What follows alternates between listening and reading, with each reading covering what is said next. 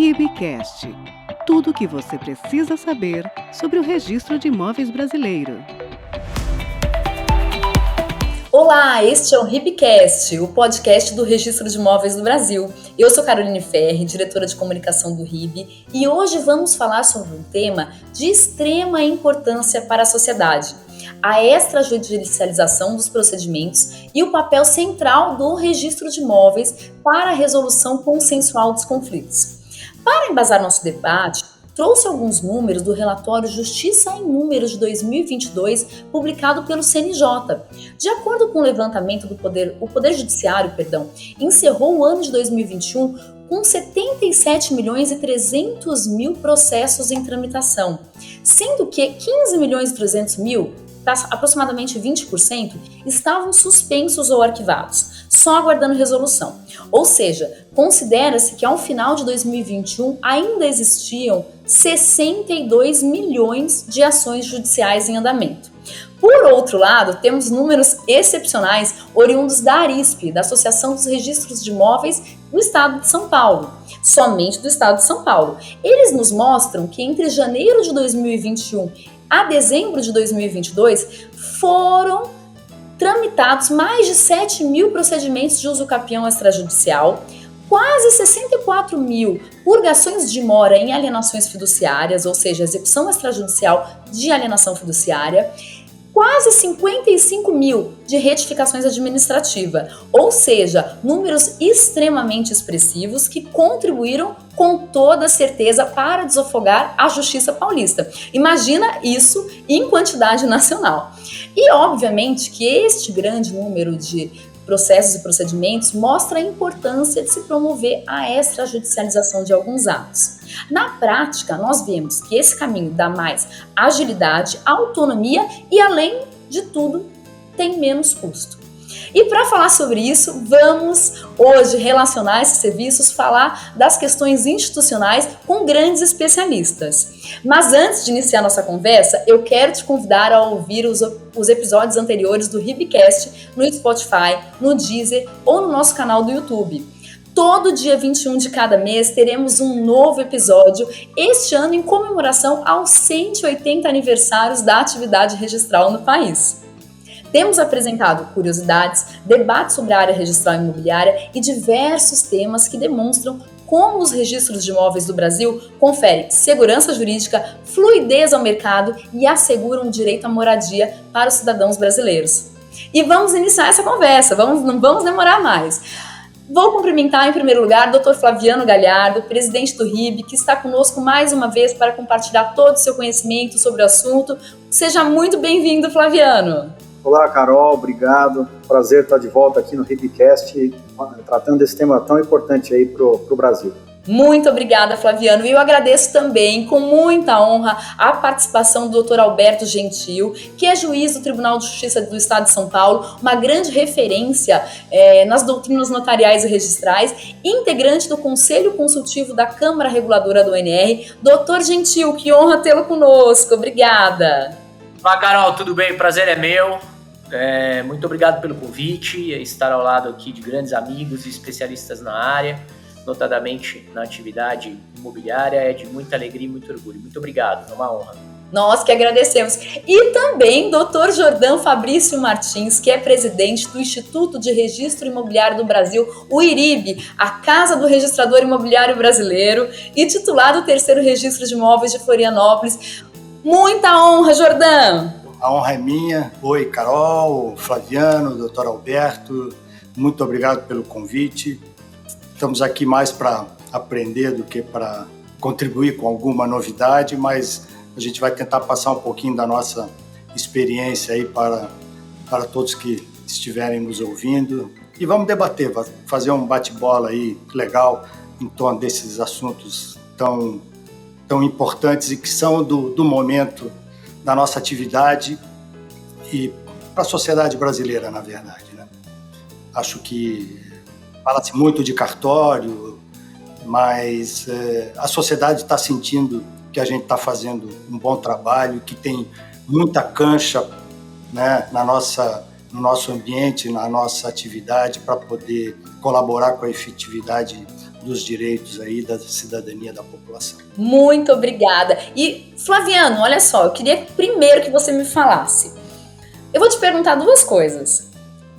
Off pauta. Por que extrajudicialização e não desjudicialização? E aí, na extrajudicialização ou desjudicialização, você me diz quais são as principais vantagens para a sociedade e o judiciário de se levar um processo para o registro de imóveis?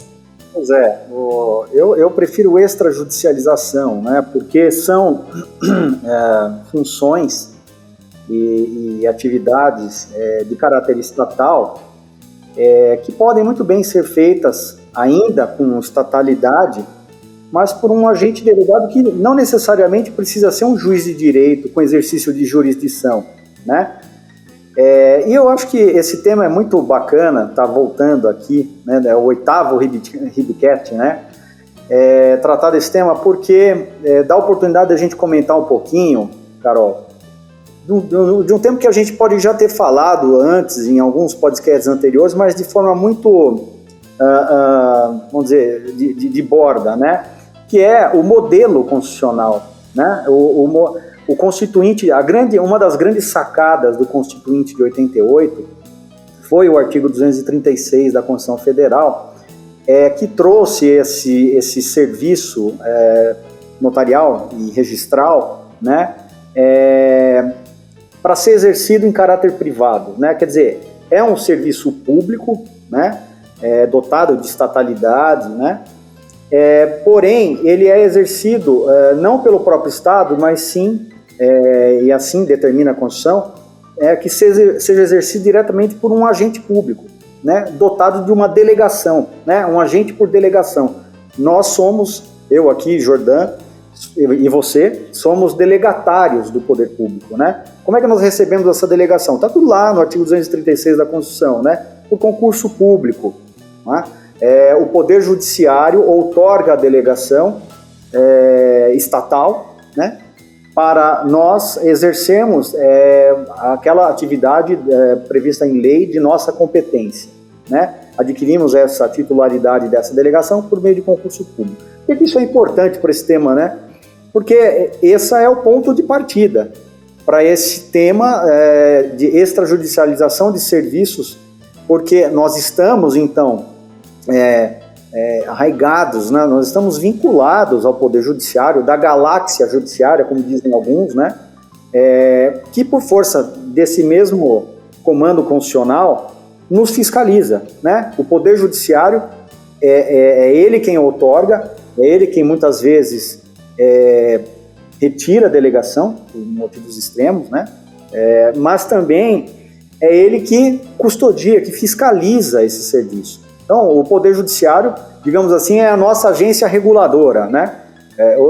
A gente ouve muito falar, né, de agências reguladoras. O Poder Judiciário é quem faz essa regulação. Então, vejam, e o que é importante, porque o Poder Judiciário, ele é um poder independente, um poder de Estado independente, né, que não sofre influência política e que, portanto, pode fiscalizar e outorgar essas delegações com independência. Muito bem. Então, você mencionou aí os números, né, da ARISP, que a ARISP vem publicando, são alguns números que são compilados no estado de São Paulo, que demonstram bem a efetividade dessa dinâmica, dessa ideia, dessa nova, digamos, realidade de alguns serviços que antes eram feitos pelo juiz, né?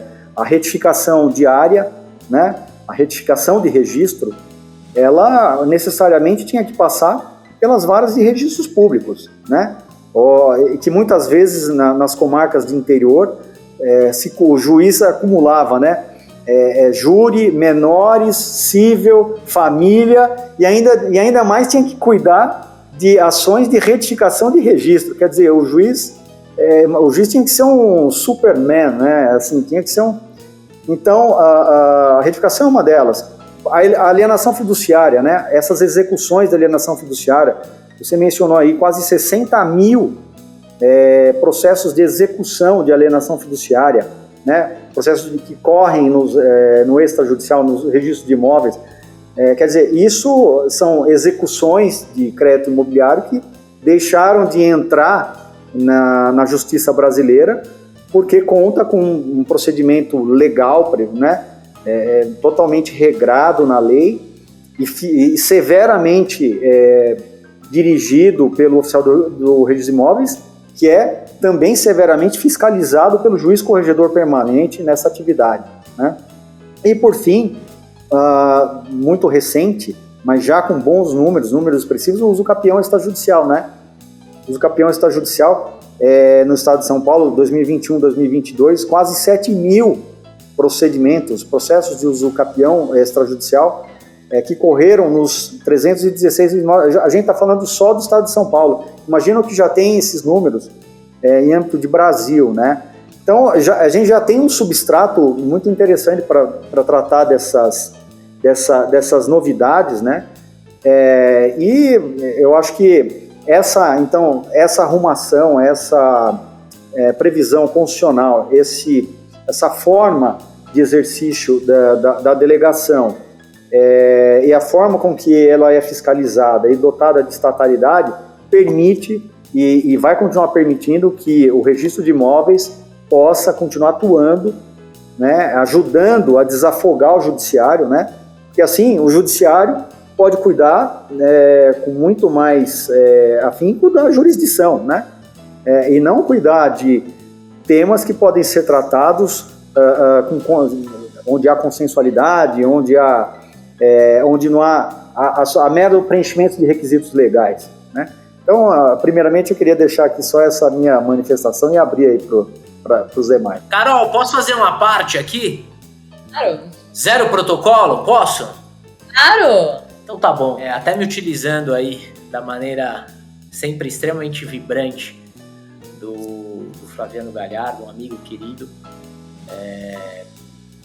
Vou pedir vênia até para discordar parcialmente dele para dizer que a Constituição podia ter dado mais, viu, Flaviano? Porque o 236 ele foi bem encaixado como texto constitucional, mas se a gente for analisar, na minha opinião, exatamente o tamanho da importância e da relevância da atividade extrajudicial exercida para a compreensão do direito como um todo e do papel que ele exerce muito próximo ao lado do Poder Judiciário, eu vou dizer que a gente teria que pegar esse 236, tirar ele dali onde ele está e jogar ele mais próximo dos 127 seguintes como função essencial à justiça.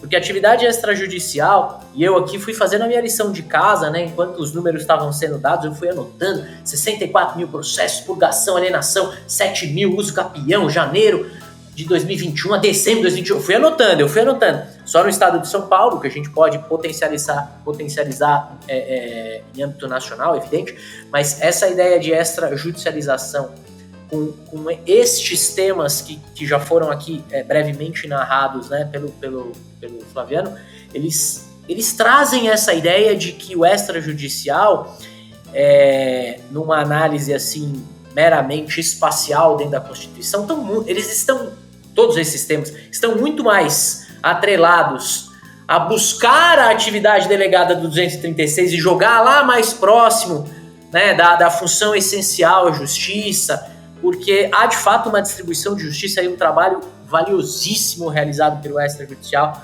não só em relação a estes números, mas em relação à solução de problemas. E eu quero aqui já deixar só um último detalhe antes de eu voltar, né, com essa parte totalmente desproporcional e descabido, talvez, mas para dizer que é fantástica essa dinâmica de apontamento de números para que a gente possa entender que, e eu falo isso em diversas oportunidades, basicamente o juiz hoje ele trabalha com duas situações num processo ou numa vara ou na esfera jurisdicional. Ele trabalha com litígios, de fato, conflitos, mas uma parte significativa dos processos de um juiz, do Poder Judiciário como um todo, não é feito de litígios, é feito de problemas, que não necessariamente são litígios. E estes problemas, muitas vezes, são extremamente bem encaixados nessa extrajudicialização como o Flaviano falou pra gente. Então, eu só queria fazer esse à parte, porque é muito bem-vindo isso, e a gente tem um campo de melhoria enorme, mas eu sei que é mais pra frente. É só uma ansiedade que eu não consegui, tá, Carol? Então é isso. Incrível. Jordan, deixa eu tirar uma dúvida. Qual foi o ano da tua assunção como registrador de imóveis? 1990. Eu tô para Jordan, você viu tudo acontecer. Estou para completar 33 anos de atividade registrada. Quando que você assumiu, Flaviano? Flaviano? 2003. Nossa, eu sou muito jovem ainda de atividade. Jordan, me conta um negócio. Como é que foi, então, ver tudo isso acontecer? O marco seria 10.931, aí a gente teve, né, o inventário eu vi também, tá? A 11.441, aí a gente teve a uso capião. Como é que foi tudo isso acontecer? Me conta. Eu entrei em 90, fiz concurso aqui na comarca, Florianópolis. Eu trabalhava no Tribunal de Justiça. Meu pai era magistrado, eu trabalhei 5 anos no Tribunal de Justiça. E aí eu soube do concurso para o cartório e fui tentar. Na verdade, eu não tinha ideia do que era atividade, né? Não tinha experiência nenhuma, fiz alguns estágios para poder me inteirar melhor, estudei e tal. No final, consegui a aprovação e assumi. E era até bem cedo, né? Eu tinha 25 anos. E claro, tinha estudado muita teoria, mas a prática é muito diferente, e o cartório ele era resultado do desmembramento de um outro ofício, então ele não existia. Eu comecei do zero, tive que contratar pessoas que também não tinham experiência. Naquela época você não encontrava com facilidade servidores com experiência, eu não tinha experiência, então foi um período de muito desafio e muito aprendizado. Então trabalhava e estudava o dia inteiro, final de semana, tal. Porque aquelas questõezinhas concretas, a gente não tinha WhatsApp, não tinha grupos de WhatsApp, era telefone, né? E eu nem tinha muito entrosamento assim com os colegas, tal. Então, eu lembro que me ajudava muito as perguntas e respostas do IRIB. Eu tinha tirado cópia de todos os boletins do IRIB na época, com um conhecido meu, e também as revistas do IRIB, alguns trabalhos que eles eram muito práticos. Eu lembro muito do Elvino Silva Filho, do trabalho dele, o cancelamento no registro de imóveis. Aquilo me ajudava muito, sabe? O IRIB ajudou muito nessa fase, né? E eventualmente eu ligava para algum colega, né? Constrangido, mas precisava, né? E aí conseguia resolver. Mas foi bastante desafiante. Mas eu acho que a primeira grande transformação, que foi citada aí, eu acho que ela foi em 97, né, com a alienação fiduciária, em que as intimações passaram. Isso demorou para pegar um pouco na prática, né, porque havia até uma insegurança jurídica, entre aspas, por parte dos agentes, com relação à constitucionalidade ou não da previsão, né, porque era um nível de desjudicialização. A intimação passava a ser feita pelo cartório de registro de imóveis, embora não houvesse, como não há ainda, margem para o contencioso. Se estabelece um contencioso em qualquer das modalidades atualmente em vigor, seja o uso capião, adjudicação compulsória, mas se houver a instalação de um contencioso fundamentado, aí o caminho é o judiciário natural, né? Mas o procedimento começa conosco, e aquilo ali já foi foi uma grande abertura, uma grande margem para o próprio florescimento do financiamento, principalmente imobiliário, porque o procedimento era rápido, como é rápido aqui conosco, né? Até porque, na prática, normalmente, se o credor pede a intimação, é porque existe um débito, né? E o credor e o devedor ou ele vai quitar esse débito, ou ele vai perder a propriedade imóvel que ele deu em garantia daquele financiamento via alienação fiduciária. Mas eu acho que esse foi a primeira grande quebra de paradigma, em 1997. com a 9.514. Aí depois, 2004, para a 10.931, com a retificação diária. Eu acho que vale aqui fazer uma homenagem ao nosso colega de São Paulo, Jorge Takeda, que ele trabalhou muito, né? Eu acho que ele foi o principal autor da redação desse dispositivo, né? Com toda a experiência e inteligência que ele tem, ficou muito bem amarrado, que passou a prever a retificação diária também pelo registro de imóveis, com intimações dos confrontantes pelo registro de imóveis, né?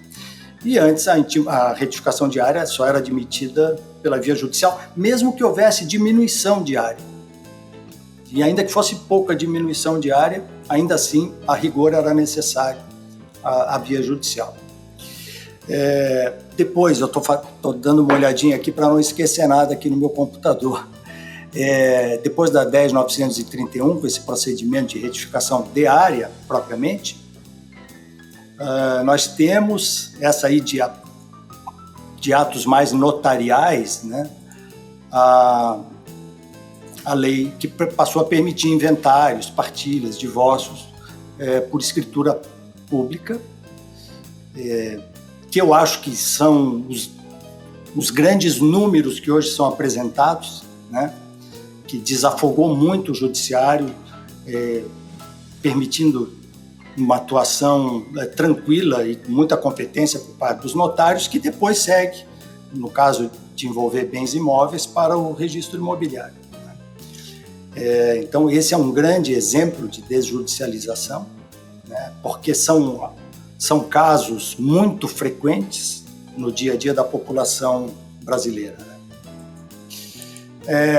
Tivemos daí, na sequência, 2015, com o novo Código de Processo Civil, a introdução do uso capião também no registro imobiliário. E aí que era um processo tipicamente judicial, né? O uso capião. Dá para dizer que também foi uma mudança de paradigma para nós, porque estava muito na consciência coletiva, pelo menos dos profissionais do direito, se tratar de um processo tipicamente judicial, o uso capião. E passou para o registro imobiliário, né, que nós estamos fazendo com muita frequência, e dependendo da maneira como o processo é montado pelo profissional que representa o interessado, o advogado, é muito rápido também, né? Na prática existem complexidades, existem muitas dificuldades, mas se todos os profissionais envolvidos estiverem bem focados, né, nos requisitos legais, na documentação, nós vamos ter um procedimento muito sério. Então, hoje o uso capião é no registro imobiliário a partir de 2015. Eu não sei se daríamos para mencionar também a regularização fundiária, que já teve uma sucessão de leis, né? Mas agora em vigor de 2017, a 13.465. Não sei se se enquadraria muito propriamente como uma espécie de desjudicialização, mas é uma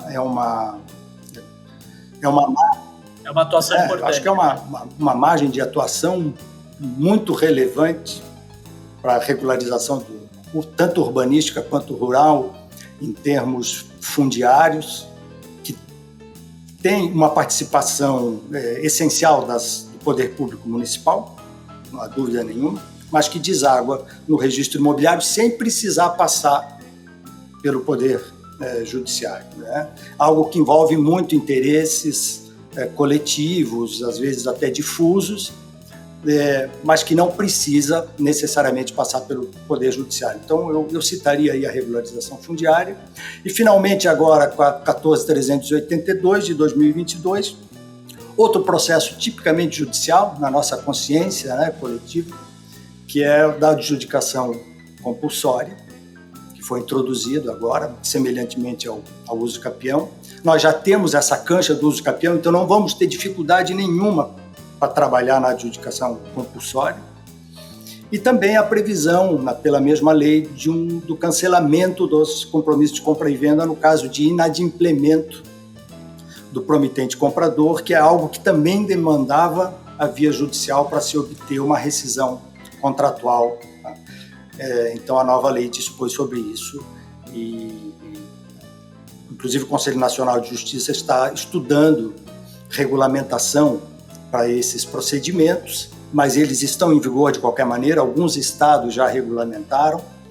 Então, veja, é bonito de ver essa ascendência, essa ascensão em direção ao que se tem chamado de desjudicialização ou extrajudicialização.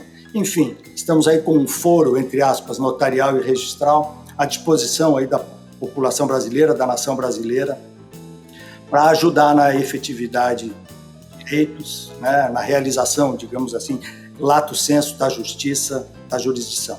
Sensacional. Doutor Gentil, tenho uma dúvida. Só se for fácil. As difíceis eu deixo para o doutor Flaviano e o doutor Giordano. Se for fácil, eu tento. Não é tão fácil. Eu quero saber, assim, do ponto de vista do judiciário e da sua experiência, em especial no Conselho Consultivo da Câmara Reguladora do ANR, qual que é a percepção sobre a segurança dos processos de extrajudicialização? O papel de segurança jurídica e de eventual futuro contenciosidade, o que é visto nesse sentido? Bom, eu não tenho condições de falar exatamente pela ótica, acho que total do CNJ, né? Afinal, ao lado do meu amigo Jordan, a gente participa de uma parcela importante, mas pequena dentro dessa grande estrutura, né? Que é o desenho administrativo da atuação do delegatário do serviço na melhoria, na prestação, na orientação e na organização, né, desses novos institutos. A gente vem fazendo isso com a adjudicação compulsória, né, prevista no 216B, né, 216A da Uscapião, né.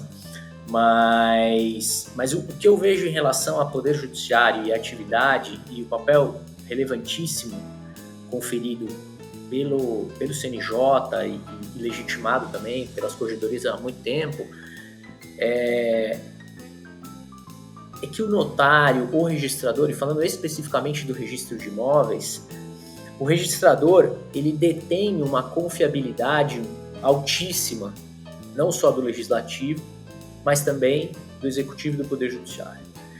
E isso é provado por diversos exemplos. O Jordan fez uma lista, né, de providências legislativas que foram conferidas à atividade registral imobiliária. E me parece que cada vez mais essa é uma tendência. Quando nós estamos diante de problemas e não de conflitos, efetivamente essa litigiosidade mostra-se fora do caso concreto, faz todo sentido essa transferência de atribuição, ou digo mais, essa concorrência de atribuição, né? Porque eu vou me valer bastante aqui da feliz expressão, né, da extrajudicialização, porque nós temos a possibilidade de retificações judiciais, nós temos a possibilidade de ações de uso capião, também na esfera jurisdicional, assim como a adjudicação compulsória, mas eu acho que o incremento que vem sendo feito e a preocupação do CNJ em regulamentar tudo isso está atrelada a essa amplitude de novos serviços, porque a atividade típica, a expertise típica do registrador de imóveis é de qualificar títulos e documentos com potencialidade alta de ingresso no registro. Sempre foi assim. Essa sempre foi a atividade essencial. E aí nós passamos a ter a atuação do registrador como protagonista de outros tantos expedientes estrategicamente importantes para o Estado. A retificação é uma delas, mas que já é experimentada, né, já desde para mais de 20 anos, 30 anos, né, acho que 2004, né, desde 2004. Mas nós temos aí modelos diferentes, por exemplo, o uso capião extrajudicial do 216A, que foi regrado pelo provimento 65, de 14 de dezembro de 2017. O registrador de imóveis como protagonista, efetivamente, da compreensão e, portanto, da declaração de propriedade de maneira originária, e uma série de consequências relacionadas a isso. No 216B, trazido agora em 27 de junho de 2022, quando a gente fala de adjudicação compulsória, nós também temos um protagonismo muito grande no procedimento a cargo do registrador, mas agora na declaração de propriedade derivada, decorrente de uma série de transmissões obrigacionais que foram realizadas ao longo dos anos. Então, assim, papéis diferentes, mas decorrentes de uma amplitude muito grande. Agora, isso gera insegurança? E o Jordan estava falando, né, dessa questão até dentro da alienação fiduciária. Claro que gera.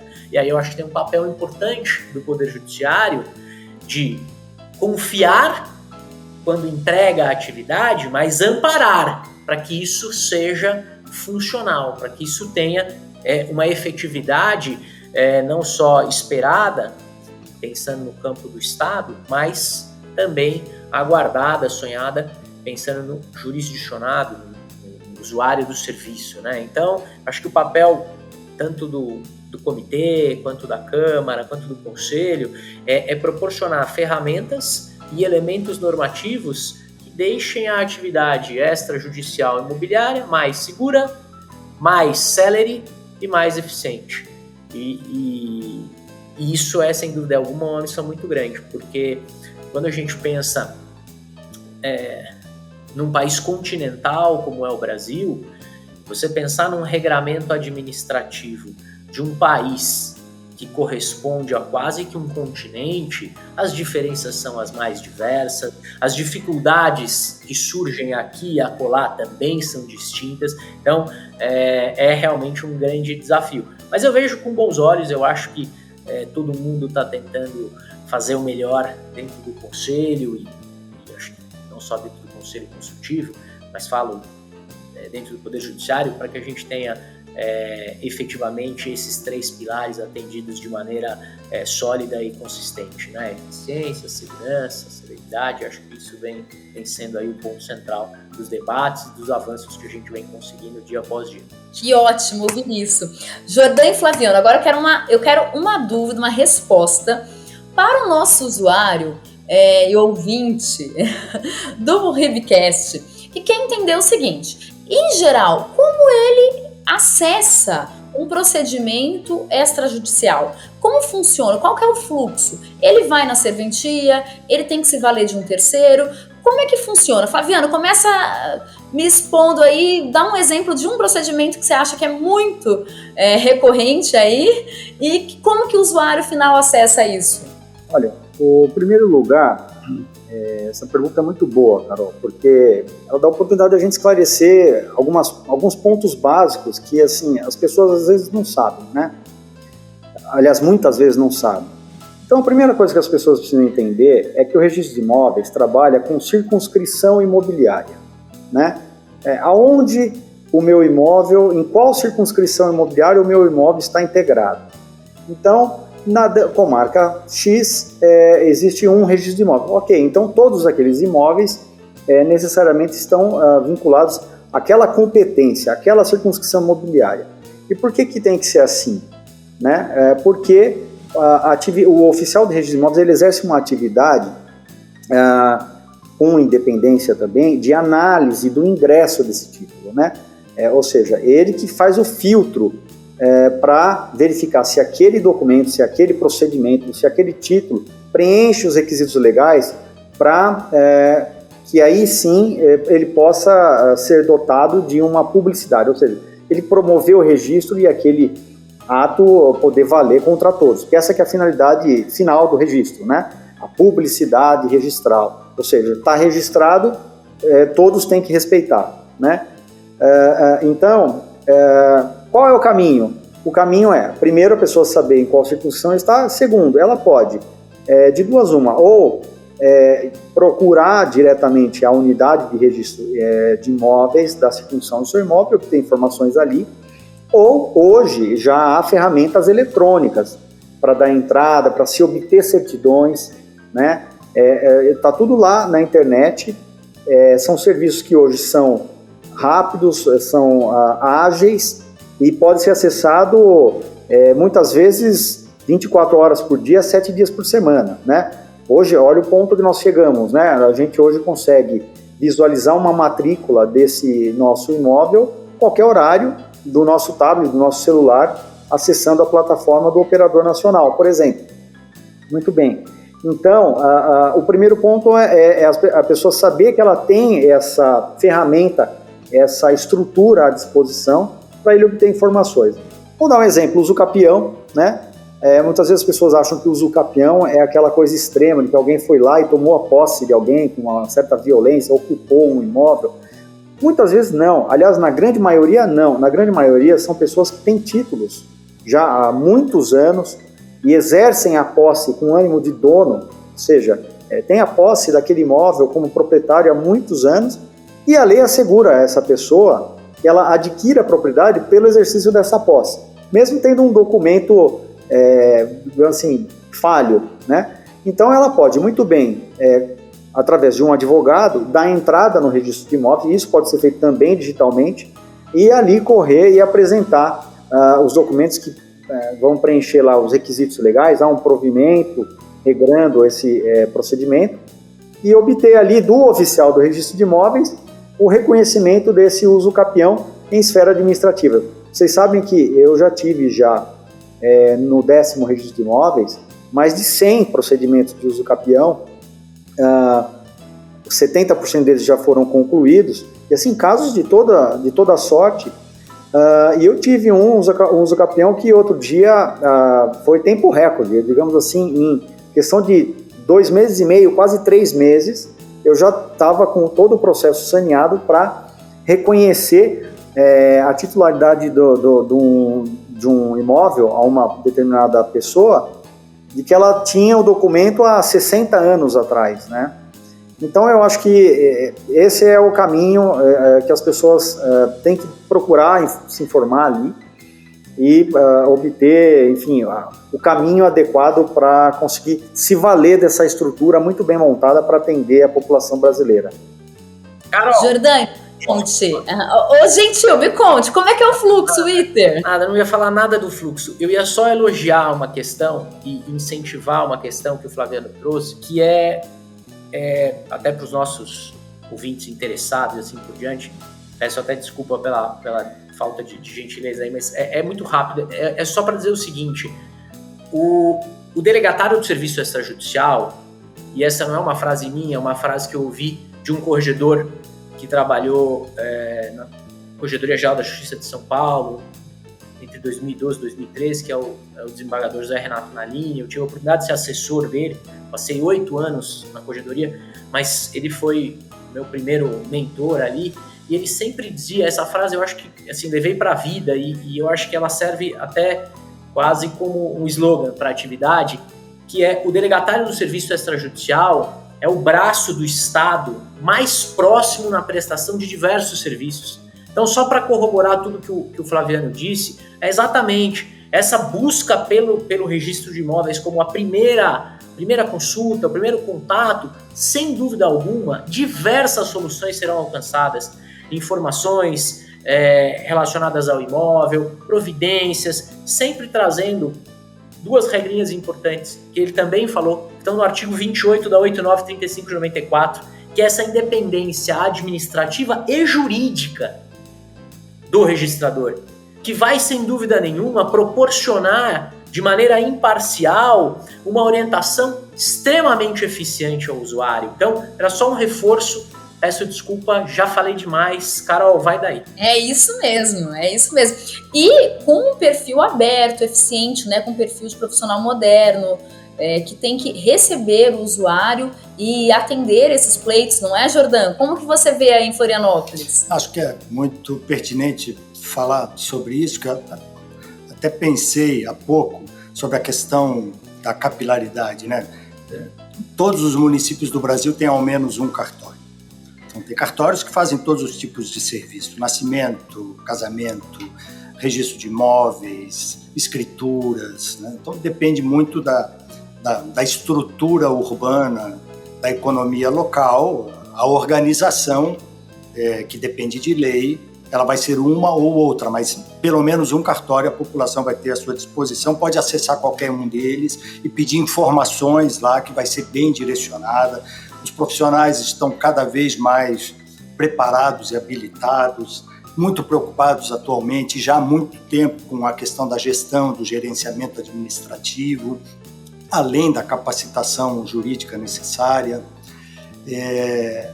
Alguns procedimentos requerem a presença de advogado, como uso capião, adjudicação compulsória, os inventários extrajudiciais, são procedimentos mais especializados. A pessoa vai ter que recorrer a um advogado que também vai ajudar e vai encaminhar essas soluções, já vai ter a experiência do encaminhamento. A retificação diária não precisa de advogado. O cancelamento do compromisso de compra e venda não precisa de advogado, então depende muito do procedimento. Mas as pessoas vão ter todas as informações disponíveis em qualquer cartório. Mesmo que seja, vamos supor, de registro civil de pessoas naturais. Algum profissional, algum escrevente vai orientá-lo, vai encaminhá-lo ao cartório competente, estão todos interagindo de uma maneira muito cúmplice em prol da cidadania da população brasileira com os novos serviços que nós estamos angariando. E, claro, é importante mencionar porque isso é uma confiança do Estado brasileiro na atividade notarial e registral. Mas é importante mencionar que nós estamos assumindo novas responsabilidades. Isto não é fácil para nós. Era muito mais cômodo, era difícil já, mas era mais cômodo. Agora, hoje, você intimar um devedor para ele fazer um pagamento, ele não efetua, você vai lá, faz uma averbação de consolidação de propriedade definitiva para o credor, é uma responsabilidade grande, como já tinha e ainda tem os cartórios, né, os nossos colegas do protesto de títulos. Você tomar uma decisão deferindo um uso capião de uma propriedade que tem lá um registro imobiliário com uma outra pessoa como titular e ela tem que ser intimada para aquilo e ela não comparece ou comparece e faz alguma alegação sem fundamento, você tem que se posicionar. É responsabilidade. Nós estamos sentindo hoje uma responsabilidade muito semelhante, embora ainda certamente distante, do magistrado, do judicial, que sempre teve esse peso em cima dele. E nós estamos assumindo este peso também. Mas eu acho que este é o caminho e fazemos isso com muito orgulho e com muita consistência. Estamos preparados para isso. Doutor Gentil, no plano do judiciário, o que o senhor considera como relevante que possa apoiar o extra nesses procedimentos e, assim, ampliar a nossa atividade? Bom, eu acho que assim, as ampliações elas vêm acontecendo paulatinamente, né? Mas de todo modo, elas ocorrem tanto na via legislativa, com incrementos legislativos aqui falados, como também decorrente de alguns incrementos oriundos dos próprios provimentos das corregedorias locais, como do próprio Conselho Nacional de Justiça. Então, eu acho que toda essa expertise do registrador de imóveis, atrelada às novas ferramentas de tecnologia, e eu sei que eu estou falando aqui ao lado de pessoas que entendem muito disso, eu acho que tudo isso ajuda muito o Poder Judiciário, né? Imaginar que você consegue ter uma certidão em horas, você consegue ter... Porque, de fato, eu acho que o registrador civil como guardião do desenvolvimento humano da sociedade brasileira e o registrador de imóveis como, sem dúvida alguma, e essa foi, a meu ver, a ideia inicial, né? O guardião do desenvolvimento, desdobramento, evolução da propriedade, do território nacional. Eu acho que aí nós temos dois grandes campos muito importantes e que, de uma certa forma, vivem e convivem com o Poder Judiciário. Então, imaginar que eu tenho um serviço de registro de imóveis rápido, confiável e que proporciona ferramentas para que o Poder Judiciário atue de maneira mais dinâmica. Por exemplo, eu ouvi com muita inveja o doutor Galhardo, né, meu querido amigo Flaviano, falando, não, olha, eu comecei e acabei sentindo uma invejinha, assim, foi uma coisa que eu ainda vou demorar um pouquinho para superar. Ele falou, olha, em menos de 3 meses eu comecei e acabei a uso capião aqui administrativo. Fantástico! Por quê? Porque o ciclo citatório de uma ação de uso capião, a meu ver, se eu consigo acabar o ciclo citatório em 3 meses, eu acho que o postulante, né, ele já merece uma caixa de bombom, um prêmio, um brinde, porque tipo, já é incrível isso. Diante da complexidade e a gente de fato tem que reconhecer que o Poder Judiciário, pelo tamanho das responsabilidades e das multiplicidades de demandas, algumas demandas são mais rápidas, outras são mais morosas, e como foi dito, e eu vou ser elegante, porém um apontamento importante, né? Todos muito jovens aqui, mas o Dr. Flaviano, ele cometeu um pecado, né, ao falar que o juiz ele cuida de menores, assim, quase que trazendo assim, o código de menores, foi um ato falho, assim, que foi, eu percebi, deixei anotado aqui ao lado. Aqui, nem existe mais, né? Nem existe mais. Anotei também isso aqui, né, assim, mas é verdade. Ou seja, nós temos um judiciário que tem uma gama, um leque de demandas, mas enorme. E você pensar que fatia significativa de problemas e não de conflitos, você pode passar, repassar ou pelo menos compartilhar, que eu acho que talvez seja um tema mais adequado, com os registros de imóveis, é fantástico.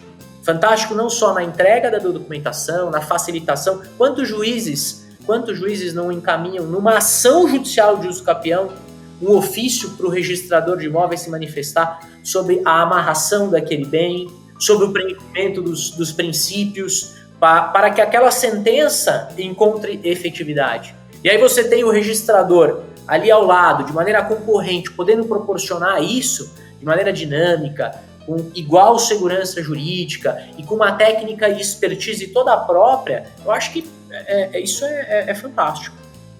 Então eu acho que esse é o caminho. Eu acho que essa vai ser a evolução que a gente vai ver cada vez mais no papel do registrador e aí no seu deslocamento talvez do 236 da Constituição, mais pertinho ali para uma função essencial pela relevância do serviço. E teremos um provimento da adjudicação compulsória, teremos um cancelamento administrativo. Não, teremos, assim, alguns estados já promoveram aí a sua devida regulamentação. O estado de São Paulo, Rio de Janeiro, salvo engano, o Paraná também, foram 3 estados aí que promoveram essa modificação administrativa no tocante à adjudicação compulsória, mas o CNJ também vem fazendo o seu papel e tentando entender um pouquinho, porque se a gente for só dando aqui um acréscimo para o nosso público interessado, o 216A, que fala de uso capião, ele é bem mais extenso, ele é bem mais completo, e mesmo assim ele ainda foi detalhado exaustivamente pelo provimento 65 de 2017.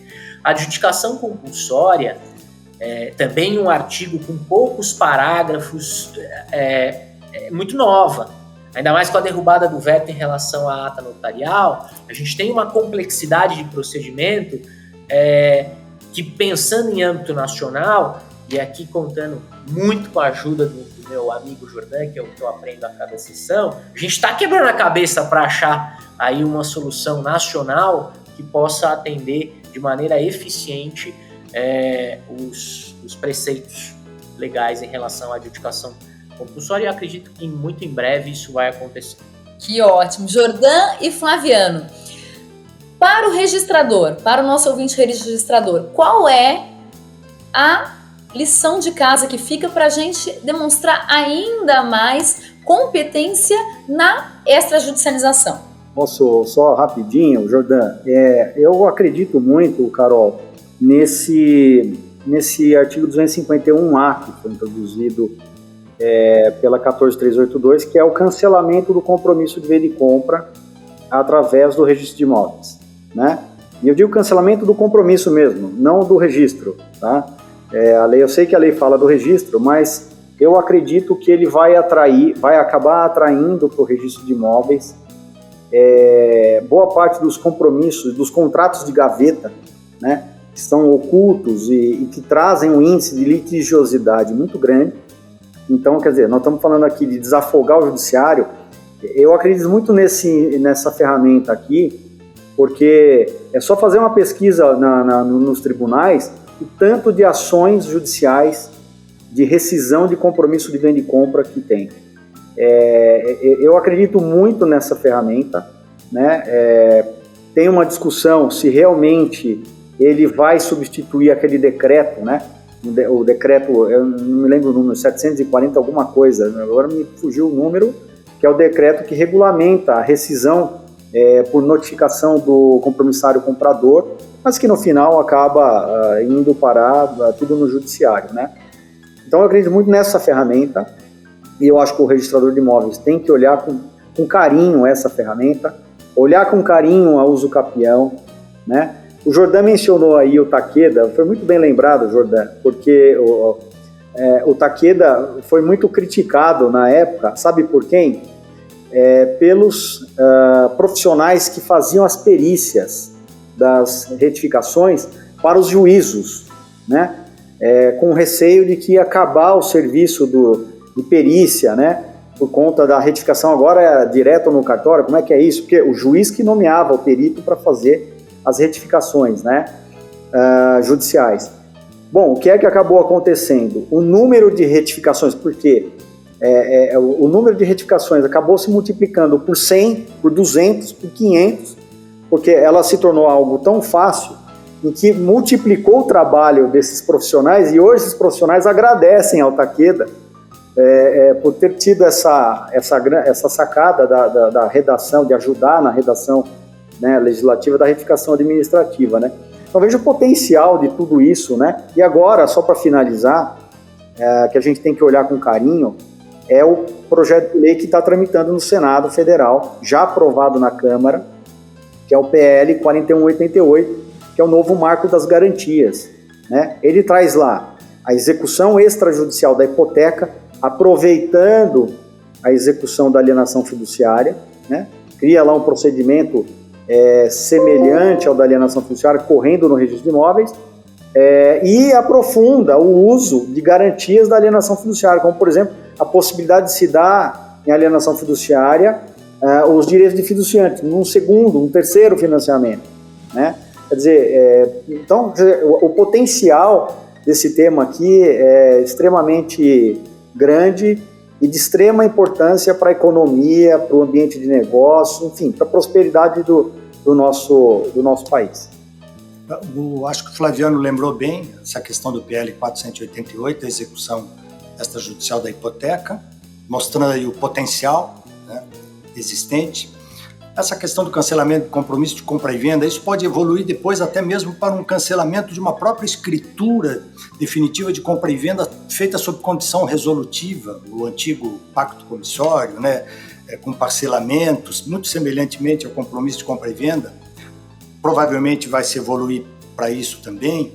Eu lembraria aqui, saindo um pouco do registro imobiliário, mas o projeto de lei que trata de execução de título extrajudicial nos cartórios de protesto, isso para o judiciário seria uma maravilha também, em termos de desafogamento, porque existem questões até fiscais que podem ser resolvidas com muita celeridade e facilidade no âmbito dos cartórios, no âmbito chamado âmbito extrajudicial, né? Então essa lei eu acho que é muito importante também, está em tramitação. Enfim, a nação brasileira tem à sua disposição aí uma rede de proteção jurídica, eu gosto de falar assim, espalhada por todo o Brasil, em todos os municípios, e está sabendo fazer bom uso disso, me parece. O legislador tem visto com muito bons olhos todo esse potencial, né, com profissionais habilitados, com uma estrutura e uma logística, né, muito bem desenvolvida. É questão de evoluir, evoluir e evoluir. E isso está acontecendo e é muito bom para todo mundo.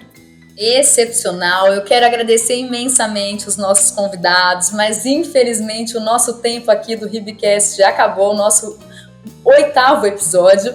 Antes de encerrar, eu quero convidar os nossos ouvintes e também os nossos convidados a contarem as suas histórias. Nós estamos com uma campanha, doutor Gentil, talvez o doutor Gentil não saiba, que é Conte Sua História do Registro de Imóveis por conta dos 180 anos.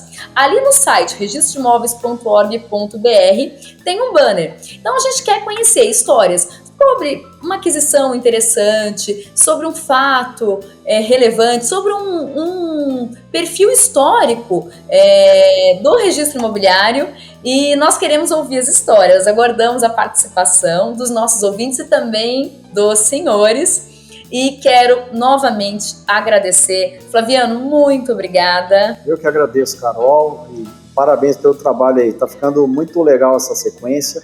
E agradecer também a presença aí do professor Alberto, do meu amigo Jordan, e tamo junto, vamos em frente.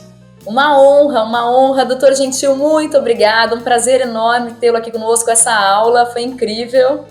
Eu agradeço, fico sempre à disposição, sempre me sinto bem ao lado de amigos tão queridos, tão capazes e competentes, e falar sobre registro de imóveis para mim é sempre motivo de aprendizado e também de muita alegria. Então, muito obrigado pelo convite carinhoso aí que fizeram.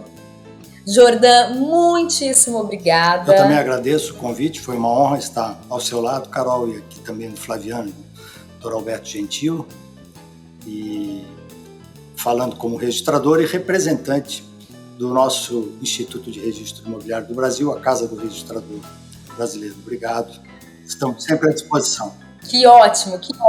E obrigada a você que nos acompanha em cada episódio do Ribcast e também a quem chegou agora. Acesse o Ribcast no Spotify, no Deezer ou no YouTube e se inscreva para não perder nenhum episódio. Todo dia 21 teremos um novo. Até lá!